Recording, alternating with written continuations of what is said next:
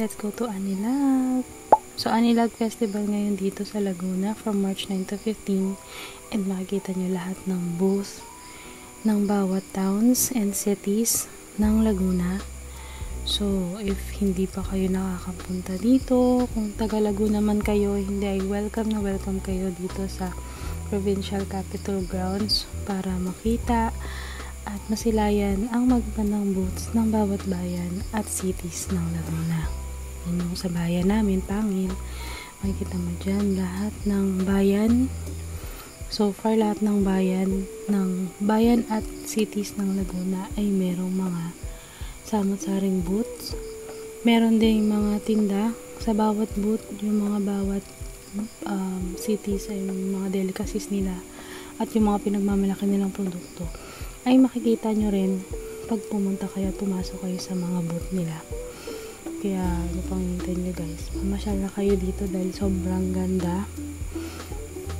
May paganto din sila last year. Actually every year namang may Anilag Festival, pero parang last year lang ata ako naka-experience na pumunta dito, and yun, gusto kong bumalik para makita uli yung bawat booth nila.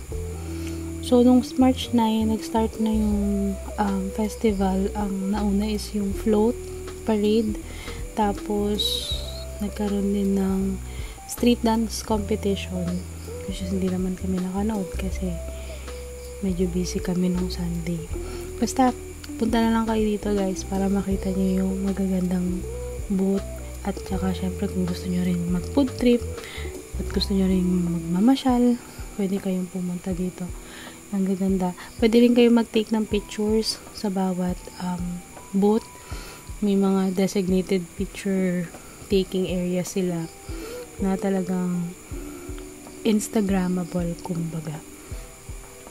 So yan, napagod na ako dyan na maglibot-libot, kaya ayan, inisang pasada ko na lang sila.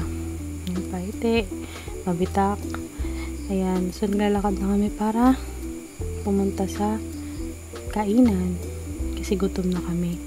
So pagpasok mo dito, ayan, marami kang makikita mga selection ng pagkain. Kung gusto mo rin mag food trip, pwede ka rin pumunta dito.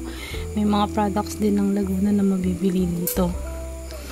Ayan, tinan mo, napakalawak. Ang dami mong choices. May barbecue, may shawarma, mayroon mga chicken burgers and all. Tapos yan nga pala yung Miss Gay and Miss Lesbian yata competition. So yun yung inabutan namin competition nung pumunta kami dito. So, sobrang lawak dito guys. Kita nyo naman, ang dami-daming tao. So, since wala kami nakitang pagkain dun sa kabila, punta kami dun sa kabilang food court.